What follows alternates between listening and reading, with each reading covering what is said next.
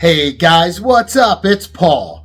Today on this episode of Toys in Motion, we're going to be taking a look at a new figure from the Four Horsemen. This is from their Mythic Legions line, and this is the first time they've ever done an evil wizard. Yes, this is it. This is Arrizak. So here he is. This guy is evil wizard that just came out in the Poxxus wave. He is a beautiful version of an evil wizard.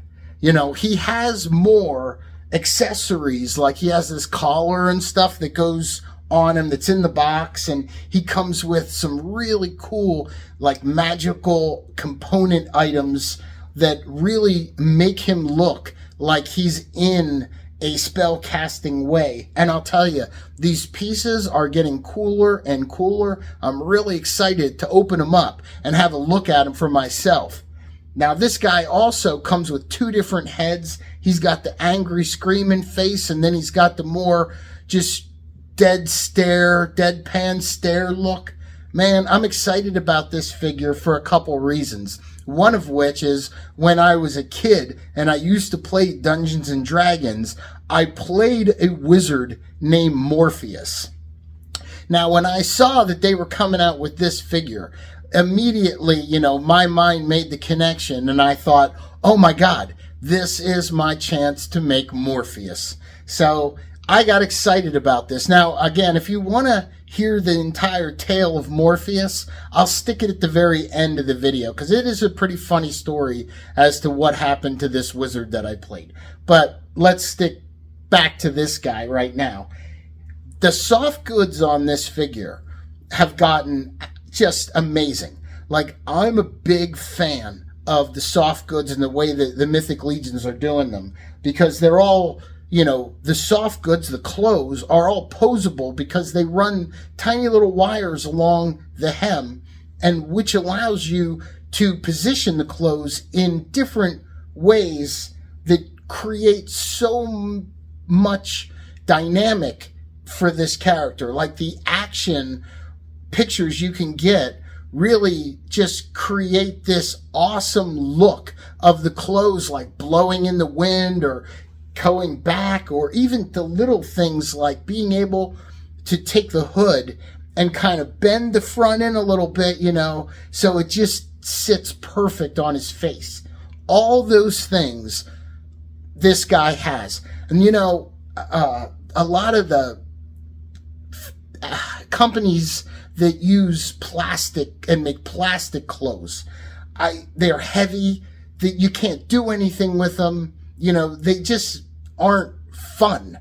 These are fun. And not only are these fun, but you can switch them with other characters. Under these robes is an armored body, which we will take a look at the table. So there's so many different ways that you can utilize this toy if you want to open it and have some fun with it. And you all know, Mythic Legions are based on the sword and sorcery films and mythology, and they draw from that in the coolest way. So when I first jumped on these toys and I realized they had the wizard, man, I've been dying for him, because again, like most people that love that genre, that grew up watching He-Man or Conan the Barbarian or Beastmaster, the great movies that came out back then on the subject. Even if you were a fan of Frazetta's artwork and stuff like that, wizards are a huge part of that. And then again, my connection with the wizard, because that's what I played. So I've been dying to get this figure, open him up, and again, eventually this is going to be my Morpheus figure. To me, that's what I have in my hands. So, again, that connection from your childhood. Whenever one of these things can draw you to where you were when you were a little boy or a little girl, that makes a connection that's special. And again, sometimes we lose that sort of thing in life. So this is awesome for that connection that it brings back. You know, it's very important as we all grow up and grow older that we hold on to the joy of youth. Man, too many times people lose that. And again, this is why this stuff is special and why I appreciate you guys for all subscribing to the channel, liking my videos, commenting, basically being a part of this adventure with me, man. Thank you all. You have no idea how much it means to me. Thank you guys. But this is going to be fun. We're going to take some pictures of this guy. I'm excited to see and to feel these pieces in my hands and show them to you. And man, I got some ideas that I think I'm going to run through with photos that I'm excited about. So let's go take a look at this guy at the table. So let's take a look at Arrizak. Now, let me tell you about this figure. He is a thin little figure in there, okay? Like the figure itself is a very thin figure. And again, what you want to do with a figure like this is get it a little bit warm first, and then slowly work the joints and make sure everything is moving nicely. Even like his arm and everything, roll that sleeve up. This way you can see where the arm joint is, and you know which way you're bending it in the early stages of this figure to make sure that you're not going to break anything. Even this little wrist, I hold this and then I turn the wrist. Make sure all these little components that move on this guy are moving. Twist the arm a little bit. Once, you know, move that shoulder around a little. You know, position them up a little bit. And a lot of times when the robes are on them or something, you're like, you start bending it and you don't realize which way is the elbow actually facing. So just a little precautionary tale with these guys. You know, they're this figure in particular, very thin little figure. So there's not a lot of room. You know, you don't want to be prying on it right out of the package because sometimes in production they can get a little stiff. So twist all the pieces. Make sure the knees bend. Work the ankles a little bit. And loosen this guy up and he will be fine for you.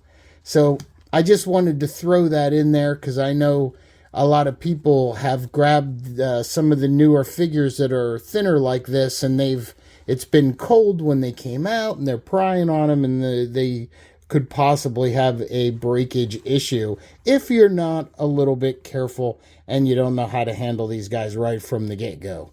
But here he is. Now, we got all that out of the way. What a neat looking figure, all in all. Really cool looking dude here. The figure is got a great evil look to him. Everything about it. I love the colors. All the soft goods have a fantastic feel to them. You know, they just have a nice, very high-end kind of feel. They don't feel like cheap fabric or like you're going to rip them real easy or anything. Everything about the figure has quality all over it. That's, okay. You can feel a little bit of wire in here, as I was telling you, and you can see you can really shape the outfit and the edges of the clothing in a really nice way. The hood is neat too. It's just a little hood. Again, his neck. Let's pop the head off. You can see how that hood is just a little hood piece. And again, with the wire around the brim and everything, you can really shape it nicely. Here's the other head, so you can get a look at the difference. Look at the eyes. Oh yeah, that's nice. I really like the way they did the two heads like this. Very cool. Very nice. I like it. I think, honestly, it looks better in person than I even expected it to. Now you throw the hood back on him, and there he is. He's just goes like that. Then pop that up through the neck, right back on, and there he is. He's got his head and hood back on again. And you know, that hood, as someone that does customizing, that hood is a really nice accessory that could be used for other figures. And you can kind of, you know, shape that, you know, in a way where it's really low on him and menacing. Very nice figure. Before I strip him of his robe and take a look at the figure underneath, first, let's look at the neck piece he comes with. Now that goes down over and shoulders and his chest. This thing is so neat, and you can see right there, there's two little plugs that plug in his back, and in the robe, there's two little cutouts for them to fit right in. Here is the magic accessory pieces that he comes with, and these are really nice. They are just so cool. It's like, you know, force lightning or whatever you want to think of it, but it's a great little accessory. And what you do with this is up to you. I'm sure that you could like stick it on his arm to make it look like it's coming out of his hand, magic spawning from him. And they give you two. There's a long one and there's a shorter one. And these have a real nice feel to it. They're kind of just the right hardness and flexibility combination. Because I've seen them before where they were either brittle as all get out or like rubber. And neither were great. And these look great. So I'm dying to try these in some photos and see how that comes out. But there's two of these. They are fantastic. They give you a plethora of different hands in different positions. We have, you know, the one that's going to grip the thing. And check this out. It pivots like side to side on the hand. Instead of this way, it goes this way. So then, of course, we have the magic casting looking hands. And they give you two of each. Ooh, that's a neat one. Like the gnarled, clenched, claw-like hand. Love it. There's another. I'm shooting magic at you. Love it. The other claw hand. And the other holdy hand for the staff. Really neat. And see how like a lot of these will pivot towards the wrist and back of the hand. So the one there pivots the other way. So just when you grab it, don't try to pry it this way. You know, keep an eye on which way you're going with that. Just a little difference. And then he kind of comes with a big grabby hand as well for the staff. That you can put his staff in, which we will look at now. Here is the big staff. This thing is beautiful. It comes in two pieces. It connects right there by where my thumb is. And fits nice. And then it has this wicked cool red stone in it, which I love. Again, it goes back to my character in Dungeons and Dragons. He had something very similar. This is a great, great accessory to have with him. And it's huge. I mean, I have to back the... Holy crap. I didn't realize it was that tall. It's monstrously big. Jeez. Yeah, I'll have to take a tape measure and see exactly how big that is. Man, that's big. So, again, impressive. Maybe it could have been a little smaller. But it's pretty cool looking staff accessory. And again, it's a nice level of rubbery, but not too brittle, not too bendy. It's very nicely done. I love that stone. And then he also has a neat little thing he comes with. These are like little potions. Check this out. There's 3 different things. It's a bottle of little potions, potion bottles, and it has a little clip there to fit on his belt. So you can just put it on his belt. He comes with this. He comes with this cool little bird skull. Again, there's the little belt clip that holds it on. And then he also has a little bit of bones with a little clippy there. So all neat little accessories for this figure. Let's back this up a little bit and take these off, take a look at what his body is underneath. So again, we already did the hood. We see how that is. And this little belt has a little tiny, you can see the little bit that hooks in there. It is a little tricky to get the belt on him. It just, that little peg, that little fits in that little guy. So it's a little tricky, but it's not impossible. He's skinny enough that it makes it fairly easy. Now this little piece of Velcro there holds this on. This is attached. But, I mean, you know, if you were so desired, you probably could remove that if you wanted to for a change up or whatever. And we'll take a look real quick at the figure underneath. Here he is. He's got, you know, we've seen some of this stuff on other Mythic Legions figures. He has smooth upper arms there. Smooth lower arms to the gauntlet. And again, when you work this guy, make sure you spin all these around. You know, flex them out real good. Don't forget the gauntlets. Spin those guys. His waist, his hips, everything. But there is a good look at the figure underneath. You can see what he comes with. And actually, the paint job on him is kind of nice. It's got that metallic look to it. Very nice. So there he is with no head. We will put him back together and let's shoot some pictures of him. And then we'll come back and talk about him when we're done. I have no head.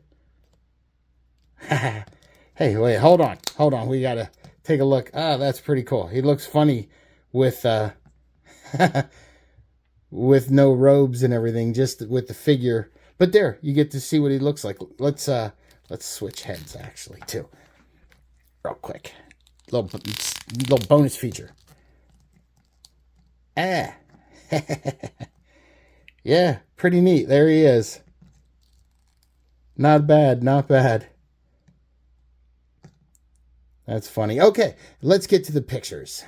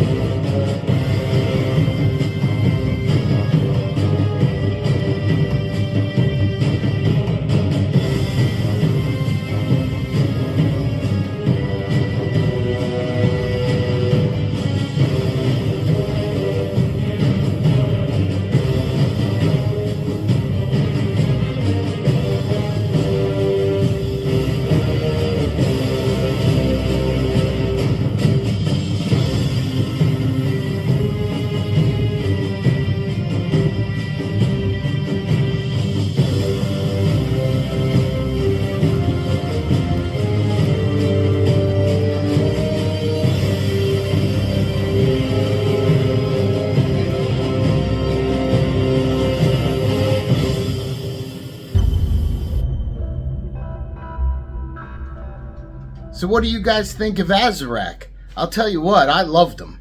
I had a lot of fun posing him up with the other figures, and like I said, man, those magic accessory pieces they give you, I had a lot of fun with those, and I think that they look awesome. Really am so happy with the way this figure looks and came out. You know, there's one thing, and this isn't really a complaint or a negative thing, but the belt is really tricky to get fastened. I recommend like even maybe taking a small slotted screwdriver and putting it behind it and then pushing from the front while you push a little bit from the back to get that thing hooked. because the belt kept coming off, and also the little accessory pieces that fit it in the belt, they pop off really easy if you're posing them. So they kind of get caught in the cloth, and when you're moving around their arms, they want to pop off. So be careful with those guys. They're tricky to find if you don't know where it went when you saw it pop off. Good luck finding it. So, but the other thing is on the potion bottle, as you'll see in this picture, the little hook part came undone. Now it obviously looks like it didn't have much glue in it there. I luckily had it and was able to put a little crazy glue on there and pinch them with some pliers, and now they're together and they seem to be fine. So just be alert that mine had a minimal amount of glue there, popped off. I saw it in the belt and was like, what? And piece popped off, and so much for that. So anyway, just wanted to give you the heads up so you don't lose them. Just be careful of those really cool pieces with this figure. I really had a good time. I enjoyed this figure a lot. Next, we're going to do Thrace, and I'm excited to do her. Whew. Need I say more? So, thank you all for watching. Please check out the web page where we sell all kinds of 3D printed stuff and all that nonsense. And hey, if you enjoy the video, please subscribe to the channel. And we will see you next time on Toys in Motion.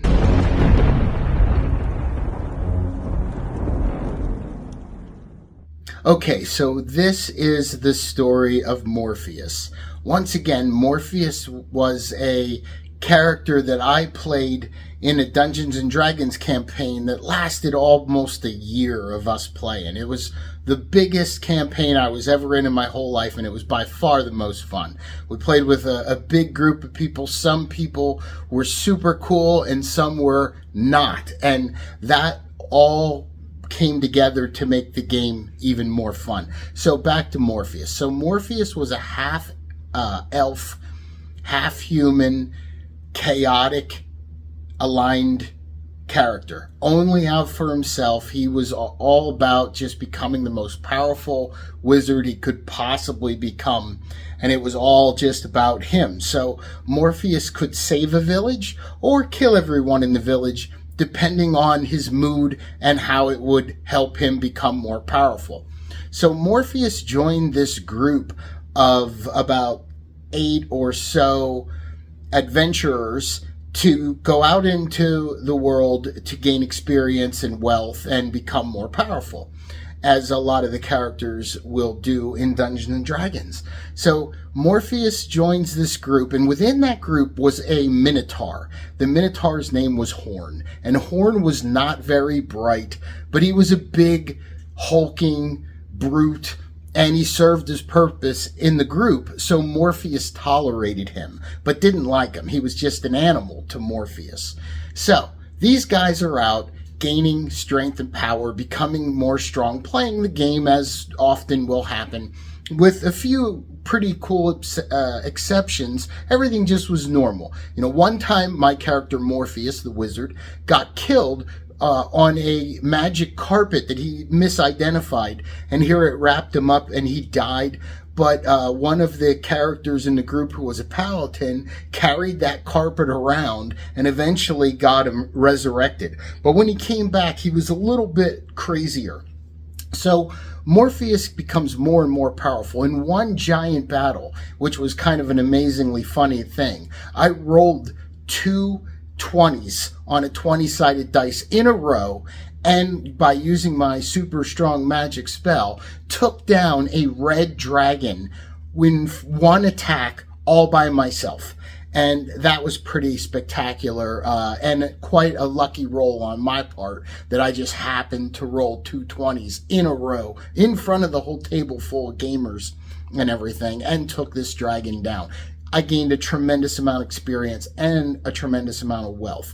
I ended up building a giant mage tower and then hired lesser mages to come in to work on spells and watch the place for me and basically do my bidding. As I became more and more powerful, and I obtained a staff, which was a Staff of Vampiric Touch. And what this thing did is had a big red stone on it. And if I touched anybody with that, or they came in contact with it, it would drain their experience and some of their abilities and then give them to me. So it was incredibly powerful. And the more powerful Morpheus became, the more damage it would do, to the point that most average characters, if I touched you with this thing, you would just die, and I'd become even more powerful. Now, it was a temporary thing. It would go away after a little while, but if in battle, again, when I touched anybody with it,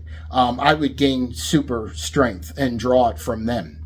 So one time, Horn the Minotaur, we got done in this cave thing, and this stupid Minotaur snotted in his hand and flicked it on me.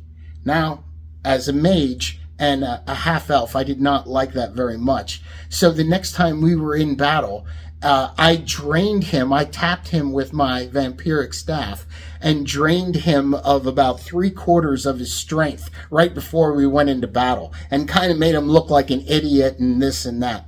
Well, he was a dumb Minotaur. He decided that he was out to kill me at that point. So he obtained this magical weapon. I believe it was called the Balls of Bololo or something like that. Bolo balls of magic? I don't know. But he would throw them at you, and as soon as it would hit you, it would wrap metal all around you and bind you so you couldn't move. And he thought that that would be enough to keep me, Morpheus, from being able to cast a spell. And this way he would be able to eat me. So he didn't realize that I could teleport with a word. And so when he did this to me, I teleported, and back to my tower I went, where all my mages were basically waiting. If something like that happened and I ended up back there, they would get the spell and free me and make sure everything was cool. So he tried to do that to me. I teleported back to my tower. No problem. It was you stupid Minotaur. So that was it. At that point, I had to do something about it. So Horn knows now that I didn't die, that I made it out of there. He didn't get to kill me. Now he's worried, but he's planning on this giant way that he thinks he's going to get me, and he wants to try to, he knows I'm coming for him, so he wants to try to prepare the best way possible. And what ended up happening is, when I did come for him, he starts this giant elaborate thing, and I just killed him in one spell. He was dead.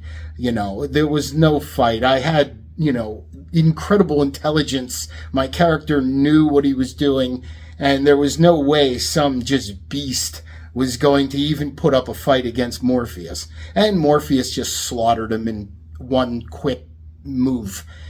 But then Morpheus, cut his head off, transmuted it into stone, and made a statue of it. So you probably saw that in the pictures. There was my tribute to Horn. And Morpheus then became so powerful. After killing Horn, it was no big deal to him.